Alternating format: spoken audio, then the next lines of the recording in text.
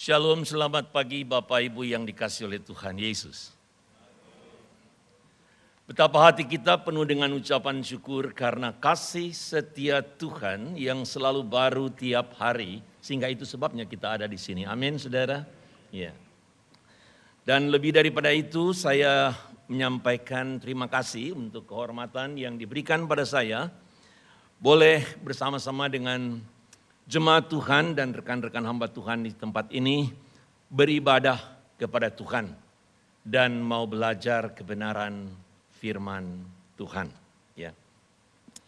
Saya ingin untuk bersama-sama, tadi kita sudah berdoa untuk firman Tuhan, Pendeta Andreas sudah berdoa, maka saya akan membacakan firman Tuhan pada hari ini yang saya ambil dari bagian yang saudara juga tahu banyak kali membacanya.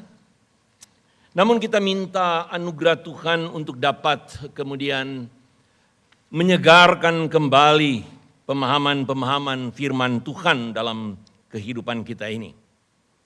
Dari Injil Matius pasalnya yang ke-13, Injil Matius pasalnya yang ke-13,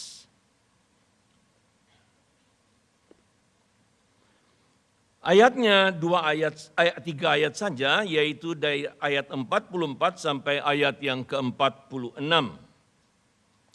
Yang demikian bunyi firman Tuhan.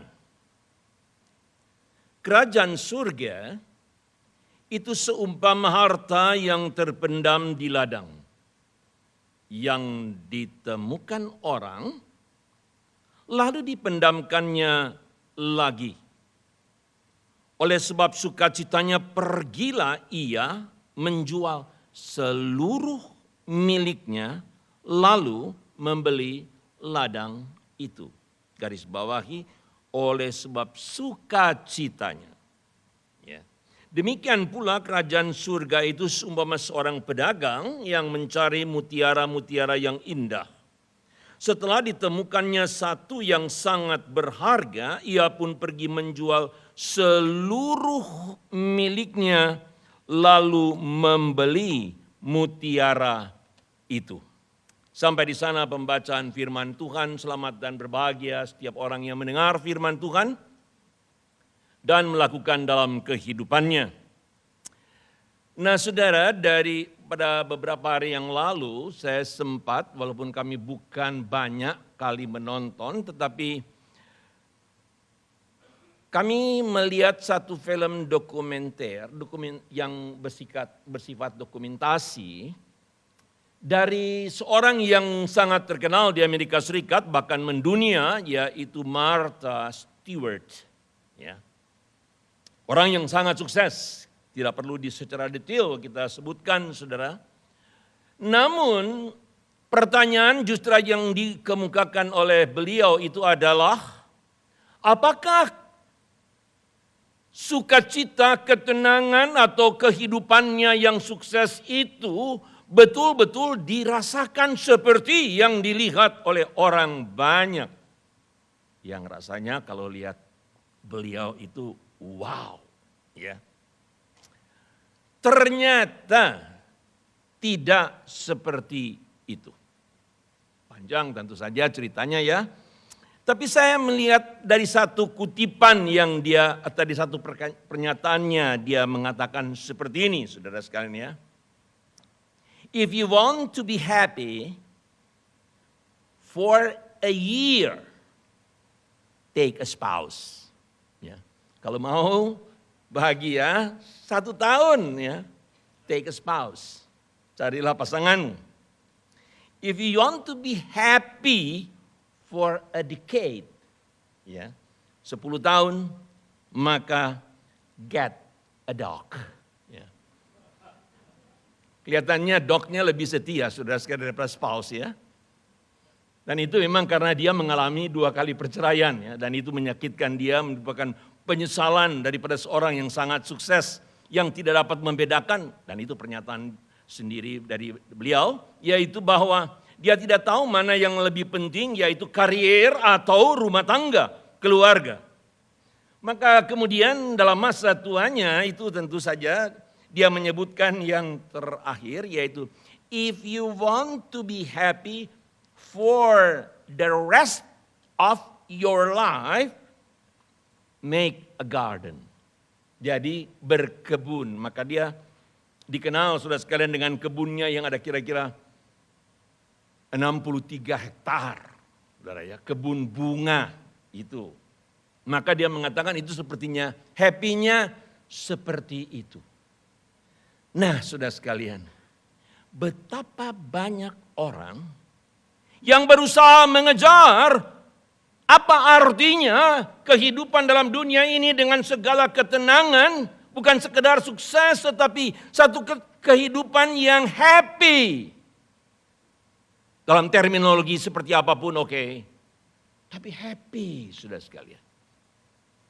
Ternyata yang didefinisikan oleh Martha Stewart ini saudara sekalian berbeda sekali dengan apa yang kita lihat di dalam Alkitab. Di dalam Alkitab mengatakan kepada kita, sebagai satu contoh saudara sekalian dalam Mazmur 19, kita tahu semua yang mengatakan tentang kebenaran firman Tuhan. Pada waktu itu pemazmur memuji akan langit menceritakan kemuliaan-Mu dan melihat satu kebesaran Tuhan yang luar biasa. Tetapi sudah sekalian bersamaan dengan hal itu, kita lihat jelas mulai dari ayat 8 dari Mazmur 19 itu. Dikatakan apa? Dikatakan yaitu bahwa firman Tuhan itu sempurna. Firman Tuhan itu 3 kali katakan, yaitu menyukakan hati. Not a dog, not a spouse, not a garden. Menyukakan hati. Bahkan dikatakan firman Tuhan itu membuat mata bercahaya. Luar biasa saudara sekalian. Yang bermuara dengan begitu jelas dikatakan yaitu bahwa takut akan Tuhan itu suci. Suatu kehidupan yang takut akan Tuhan. Lalu apa maknanya saudara sekalian? Di sini kita lihat perbandingannya. Semuanya itu lebih berharga daripada emas.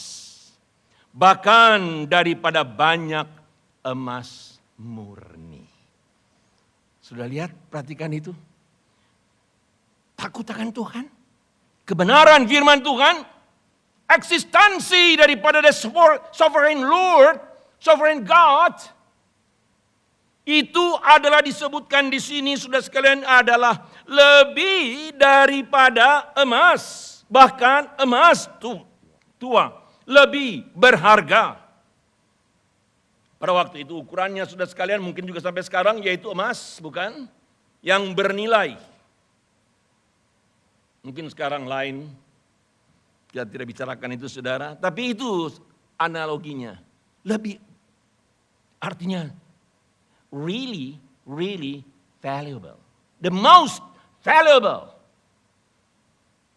Itu adalah Tuhan sendiri dan kebenaran daripada firman-Nya. Jelas sudah sekalian itu yang Daud katakan itu. Yang kemudian dilanjutkan dikatakan lebih enjoyable. Lebih manis daripada madu. Wow. Berharga. Oke. Lebih manis.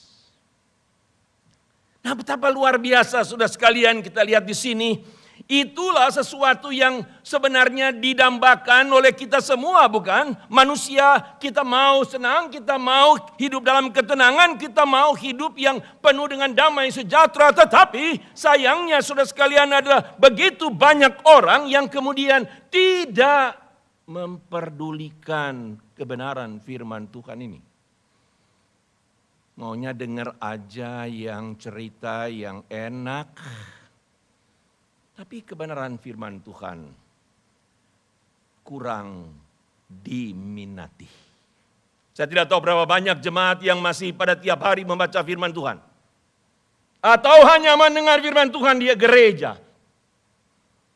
Itu menunjukkan saudara sekalian, apakah kita menganggap itu berharga atau tidak saudara. Bukankah itu saudara sekalian salah satu kita akan melihat dua hal saudara ya. Dari apa yang kita baca tadi. Seorang yang sedang mencari atau sedang berjalan di ladang dan tiba-tiba mendapatkan harta yang terbedam. Oleh karena sukacitanya dia mendapatkan the real valuable treasure.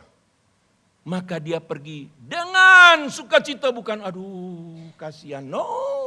Dengan sukacita dia pergi menjual seluruh miliknya. Seluruh miliknya dia jual. Untuk apa? Untuk mendapatkan harta itu. Demikian juga dilanjutkan dengan bagaimana tentang mencari mutiara yang pada prinsipnya kita dapat satukan kalau dalam waktu yang singkat pembahasannya. Saudara sekalian, di sini kita melihat yaitu bahwa ternyata ada hal yang luar biasa berharga. Jangan salah mengerti dulu, saya disclaimer dulu ya. Adalah naif kalau kita berkata emas dan perak tidak berguna. Naif itu. No. Adalah naif dan alangkah salahnya kalau kita mengatakan harta tidak berguna. Uang tidak berguna.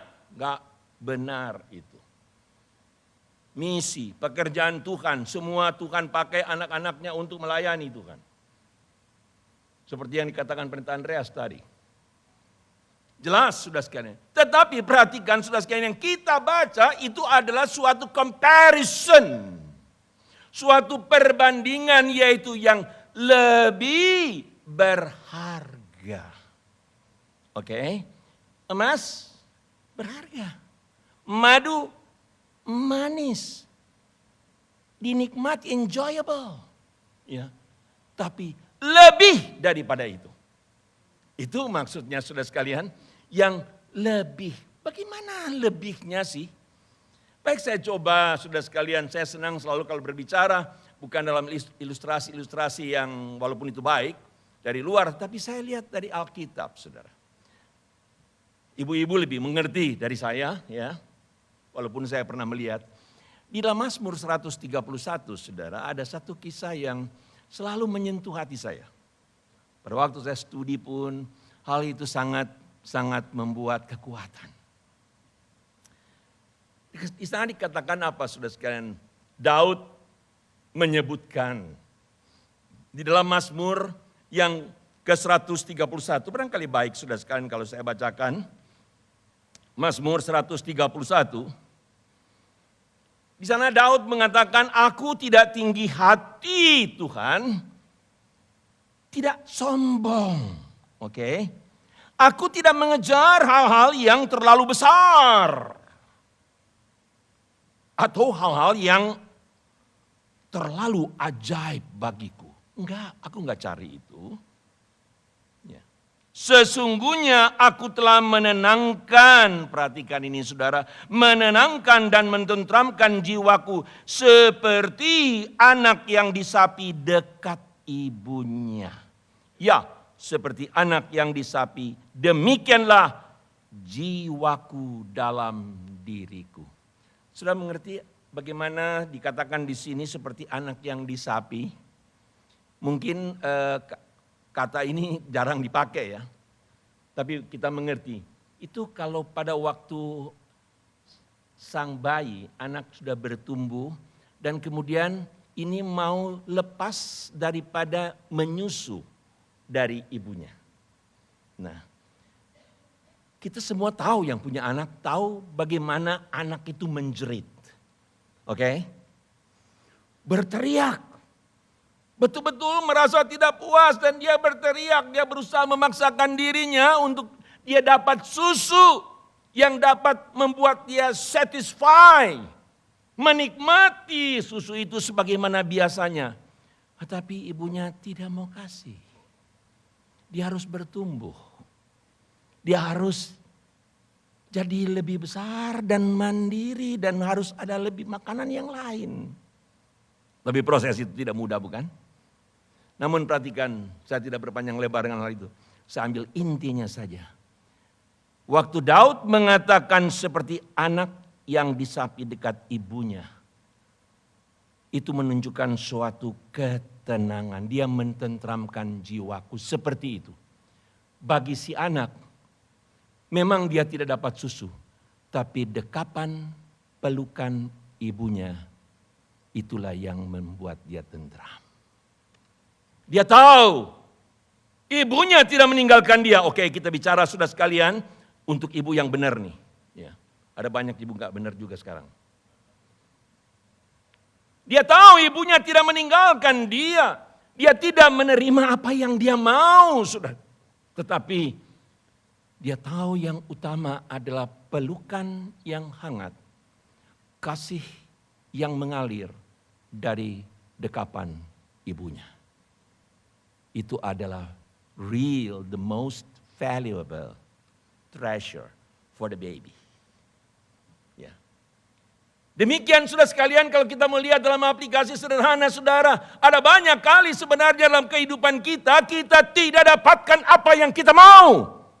Tapi Alkitab mengajarkan kepada kita, the most valuable treasure is God Himself. Oke, Tuhan, sakit Tuhan. Charles Spurgeon pun pernah berkata demikian, ya Bapa, aku ini seorang Bapa. Aku tidak rela lihat anakku menderita.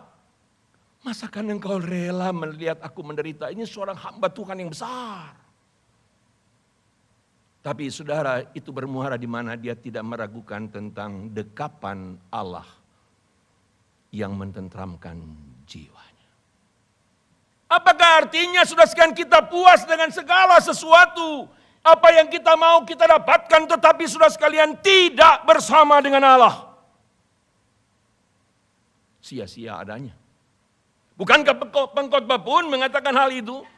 Bahwa segala sesuatu sia-sia, dan itu sudah sekalian seringkali disalah mengerti, yaitu semua sia-sia. No! Akhir daripada kita pengkhotbah dikatakan takut akan Allah. Itulah kewajiban setiap orang. Yang kalau diterjemahkan letterlek, yang namanya manusia, takutlah akan Allah. Hidup dalam anugerah Allah. Maka tidak ada yang sia-sia. Tapi tanpa Tuhan, semuanya sia-sia. Itulah sudah sekalian yang kita lihat bagaimana apa yang dikatakan seorang yang mendapatkan harta, the most valuable treasure. Sehingga yang lain itu tidak dapat diperbandingkan dengan yang satu ini. Yaitu kehadiran Allah di dalam kehidupan. Nah saudara sekalian, seorang yang bernama juga David Livingstone, seorang misionari, karena tadi bicara tentang masalah misi dan saya sangat senang dalam soal misi saudara. Dia mengatakan satu kalimat seperti ini. God, dalam doanya, God, dear God, send me anywhere. Only go with me. Utuslah aku Tuhan kemana aja. Only go with me. Lay any burden on me, Lord. Berikan aku beban yang berat, tidak masalah. Apapun beban itu, only sustain me. Topanglah aku. Kalimat itu sudah sekalian menunjukkan bagaimana seorang yang tahu apa itu the real treasure. Apapun yang dialami, sudah sekalian, sama seperti Daud itu mententramkan jiwanya dalam ketenangan. Kenapa? Karena Tuhan yang beserta dengan dia. Dalam kalimat selanjutnya, sudah sekalian, ada kalimat juga yang baik sekali untuk kita pelajari. Yaitu dikatakan sudah sekalian dalam doanya, yaitu Tuhan, saya terjemahkan langsung, Tuhan lepaskan semua ikatan yang ada di dalam hatiku, kecuali ikatan yang mengikat aku dan engkau ya Tuhan. Itu kalimat daripada David Livingstone. And severe, any tie in my heart except the tie that binds my heart to yours. Apapun boleh dilepaskan. Tetapi jangan lepaskan aku dari ikatan yang mengikat engkau dan aku. Saudara, inilah kita lihat apa yang dikatakan dalam pembacaan kita tadi. Menyatakan tentang harta yang bernilai itu. Yang menunjukkan saudara sekalian adalah tentang Tuhan sendiri. Kehadiran Tuhan. Bisakah saudara bayangkan pada waktu kita membaca dalam Roma pasal yang ke-8, yaitu bahwa Tuhan yang memihak kita. Karena di dalam Dia tidak lagi ada penghukuman. Ya, di dalam Dia saudara sekalian kita memiliki, yaitu Allah memihak kita, tidak ada lawannya. Kita terlebih daripada pemenang. Dan satu hal yang paling tajam yang kita tahu bersama, segala sesuatu mendatangkan kebaikan bagi kita yang percaya. Artinya apa? The purpose, tujuan Tuhan dalam segala pergumulan dan dalam segala sesuatu yang kita hadapi adalah untuk kebaikan dan sukacita kita. Bukan untuk kita menderita tanpa arah, tanpa arti. Bukan. For our own good. Itu yang disebutkan. Bukankah itu sudah sekalian sesuatu yang berharga? Janji daripada Tuhan yang adalah ya dan amin. Dia bukan manusia yang tidak menepati janjinya. Manusia dapat berkata dan berjanji sudah sekalian hari ini dan besok dia lupa. Tetapi sudah sekalian Tuhan bukan manusia. Dia berjanji dan dia menepatinya. Dan itu kita lihat dalam kebenaran Alkitab. Tidak pernah dia ingkar janji. Itulah saudara kita lihat treasure. Apakah kita sudah mendapatkannya itu saudara? Adakah gelisah dalam hati kita? Pergumulan, air mata, normal saudara. Saya bukan mengatakan oh saudara kurang iman, maka saudara itu kemudian gelisah. No. Ada seorang ibu yang sangat mengasihi Tuhan. Sekarang sudah bersama dengan Tuhan. Dia menelpon saya mengatakan, pendeta, saya mau tanya, bolehkah saya berdoa minta mati? Saya sudah terlalu menderita, dia menderita sangat menderita, saya tahu.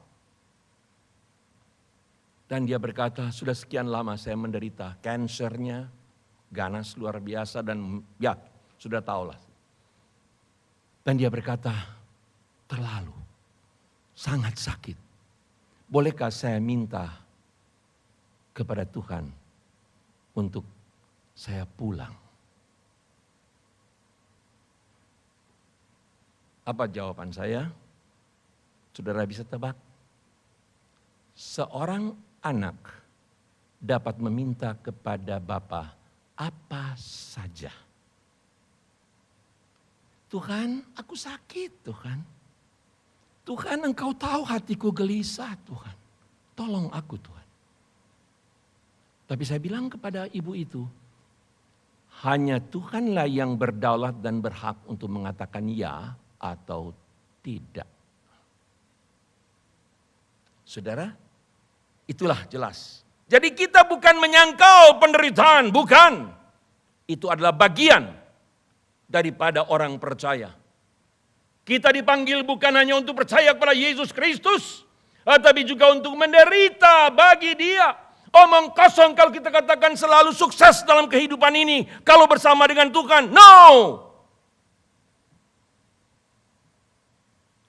The real treasure itu adalah mengalami penderitaan seperti David Livingstone. Dalam kehidupan rumah tangga, dalam tantangan yang luar biasa. Tetapi apa yang dia katakan, Tuhan yang penting engkau beserta dengan aku. Dan bukankah itu saudara sekalian kita lihat juga pada waktu Paulus mengatakan pada jemaat yang di Filipi, segala sesuatu aku anggap rugi. Bukan berarti tidak ada nilai. Dibandingkan dengan apa? Pengenalanku akan Kristus Yesus. Kepada Raja Agripa dia berkata apa? Dia berkata kepada Raja Agripa, hai Raja Agripa, terhadap penglihatan yang dari sorga itu aku tidak pernah tidak taat. Aku tidak menghiraukan nyawaku sedikit pun.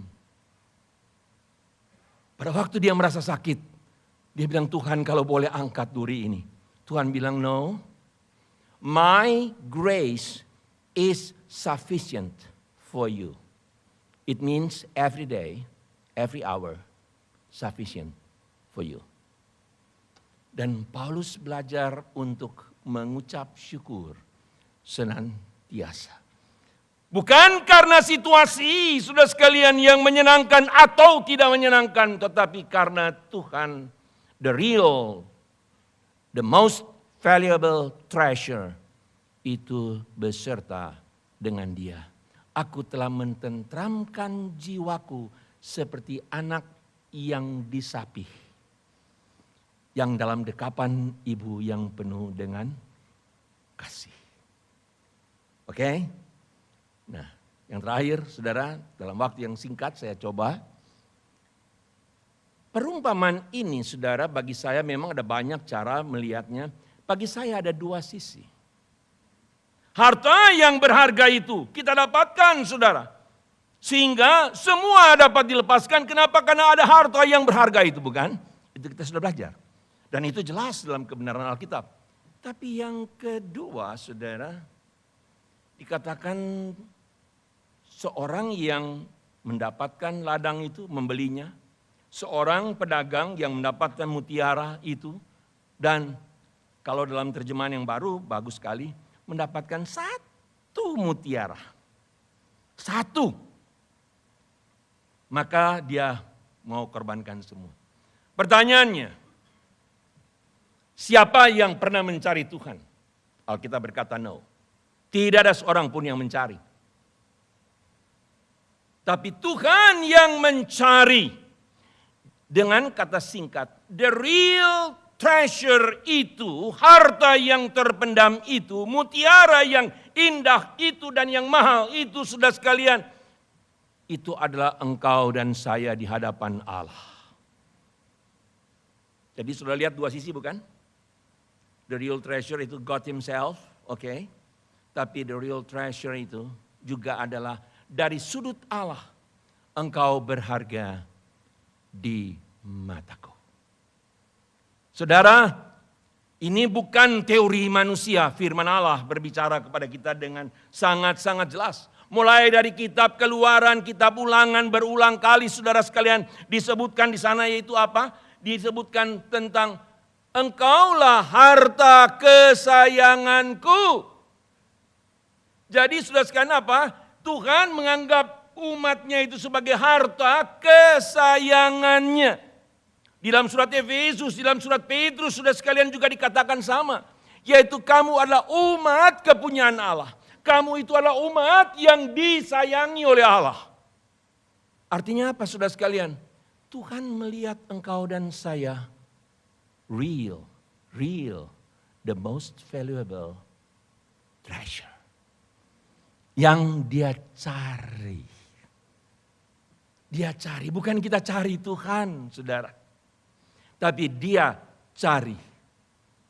Loh, kok jual semuanya ini apa? Oke, kalau di bagian kita artinya supaya kita itu bisa melihat nilai dan kita bisa rela sacrifice pun. Oke, tapi dari Tuhan bagaimana? Bukankah kita bisa mengingat dia meninggalkan surga untuk apa? Untuk engkau dan saya. Untuk satu mutiara itu. Bukankah dia yang kaya rela menjadi miskin? Untuk siapa?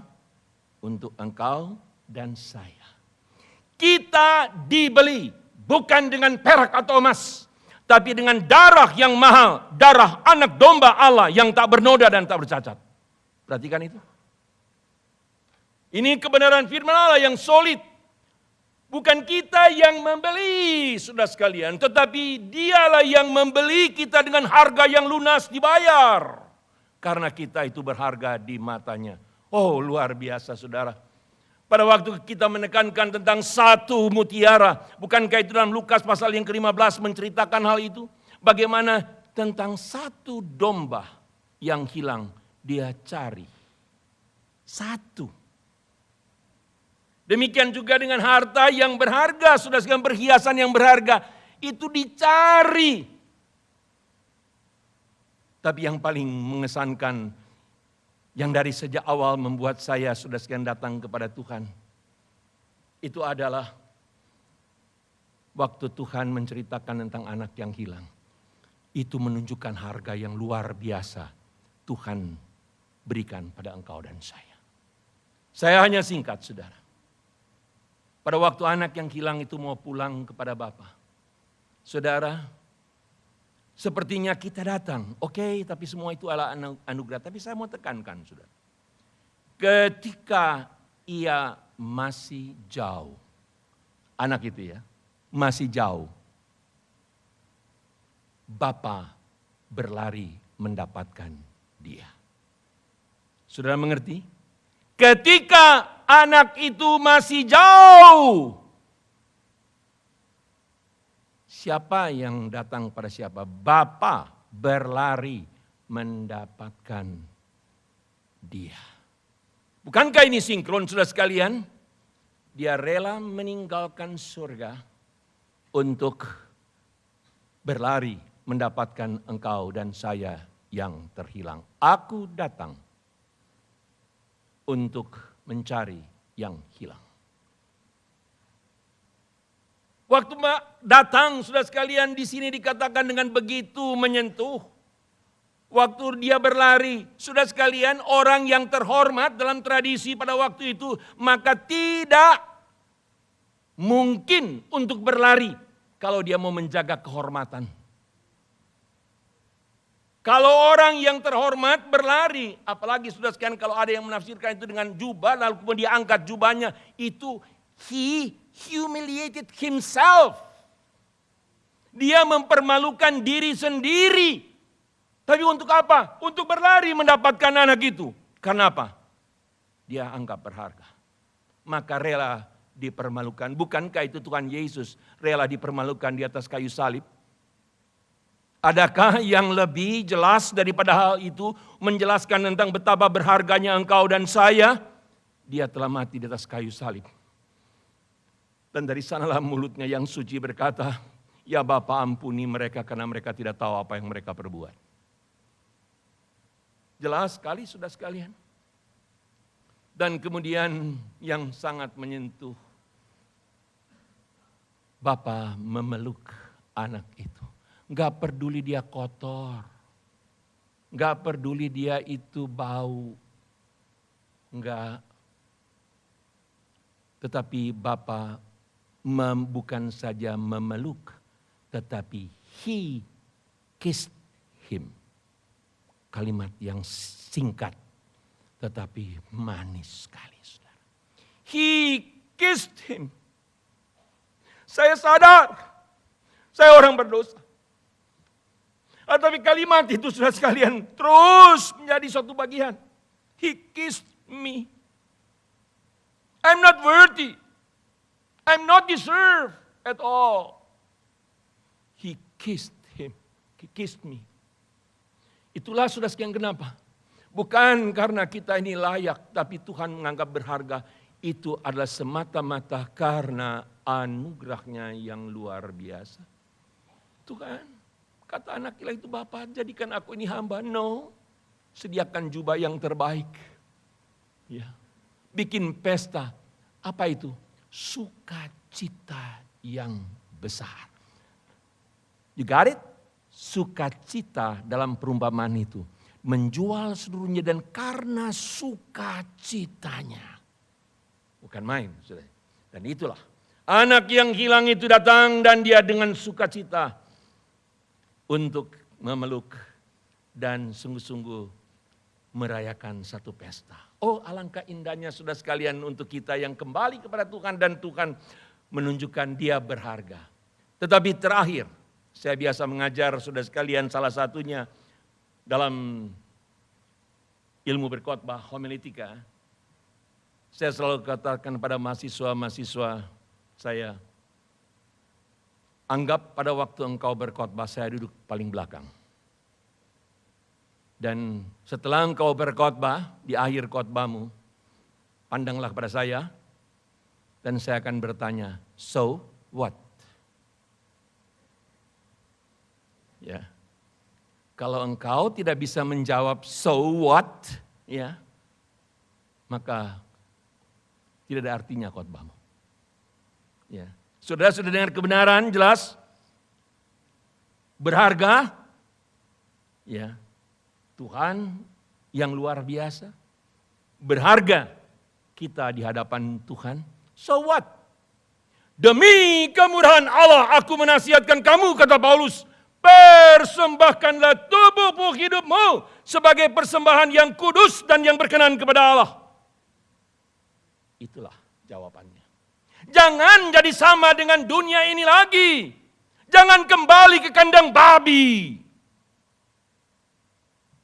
Tetapi berubahlah oleh pembaharuan budimu. Jangan dibentuk oleh dunia ini. Berubahlah oleh pembaharuan budimu. Untuk apa?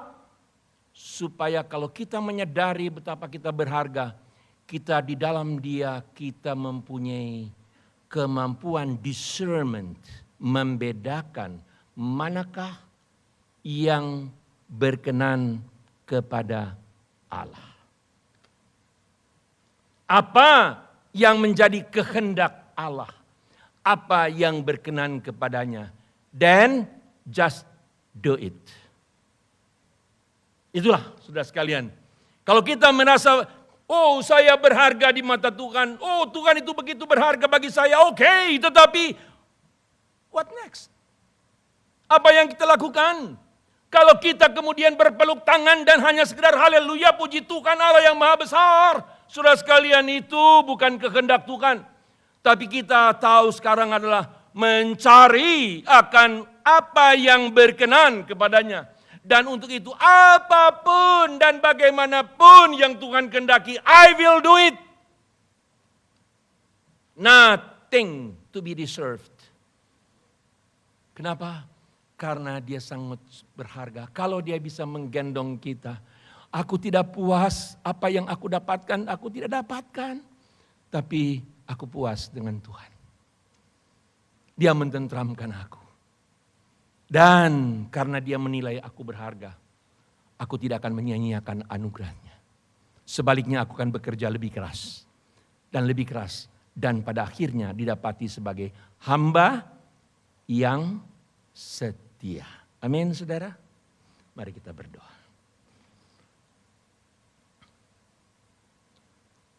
Firman-Mu ya Tuhan telah kami telaah. Coba mengerti dalam tuntunan Roh-Mu yang kudus. Tetapi saat ini kami berdoa, Tuhan Engkau yang kenal kami dengan pergumulan kami masing-masing, satu demi satu. Berkenanlah Engkau ya Tuhan, untuk sungguh-sungguh memampukan kami, bukan cuma memahami,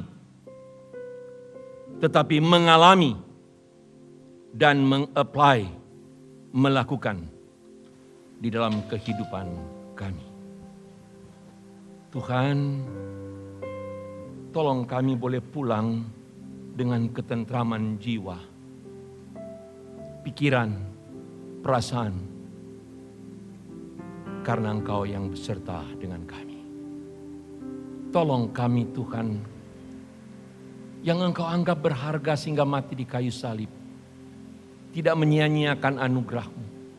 Sebaliknya kami boleh dapati sebagai hamba yang setia, yang tahu apa yang berkenan, apa yang menjadi kehendak Tuhan dalam hidup kami.